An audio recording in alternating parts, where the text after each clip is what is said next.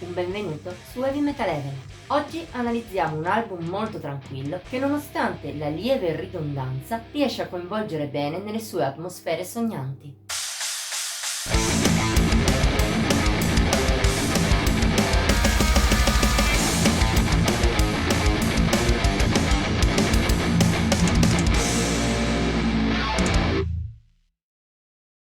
Se di solito su Heavy Metal Heaven ci occupiamo di dischi metal al 100%, a volte è anche bello recensire alcuni al limite o anche al di fuori ed esplorare altri generi.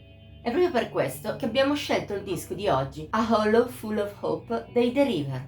Band londinese attiva da fine anni 90, per questo suo quarto full length uscito lo scorso 30 giugno ha scelto una formula piuttosto particolare.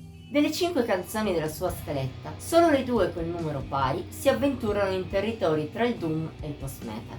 È un suono peraltro molto melodico, calmo e atmosferico, merito dei riff dilatati e anche della dolce voce di Jenny Newton, che dà un tocco ancora più onirico al tutto. Dall'altro lato, invece, le 3 canzoni dispari di metal non hanno nulla, sono post-rock al 100%, con tutti i crisp, compresa l'atmosfera malinconica, autunnale, sognante che avvolge A Hollow Full of Hope per intero. È proprio questo il punto di forza dei The River, che però non sempre riescono a svilupparlo al meglio. Ogni tanto il disco risulta un po' prolisso e ridondante, a causa di una varietà di contenuti non molto alta. Non che questo sia un problema in sé, anzi, a volte la ripetitività è ipnotica come vorrebbe essere. In qualche momento però fa perdere di effetto il tutto, specie quando le durate cominciano a farsi elevate. Lo si sente bene in Tiny Ticking Clocks, punto basso dell'album, con la sua calma piacevole, ma che alla lunga viene un filo a noia, anche visti quasi 9 minuti senza grossi scossoni. Per fortuna, lungo A Follow Full of Hope, tutto questo non incide troppo. Sono molti di più i momenti di valore che quelli poco incisivi.